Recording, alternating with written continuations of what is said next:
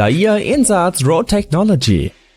Dieser weltweite erste automatisierte Komplex ist für die Preissenkung und Qualitätserhöhung der Flickbarkeit auf den Straßen vorgesehen. Wenn man die Stellen erreicht, wo Flickarbeiten durchgeführt werden müssen, wird dieser Komplex auf hydraulische Stützen aufgestellt, damit er während der Arbeit nicht umfällt. Mit Hilfe von Leuchtsignalen bestimmt der Mitarbeiter den Bearbeitungsbereich und wählt die Größe der zukünftigen Füllung aus. Danach schaltet sich die Maschine in den Automodus um. Das Gerät verwendet eigenständig unterschiedliche Geräte und wechselt sie je nach Bedarf und Reihenfolge der durchgeführten Manipulationen ab.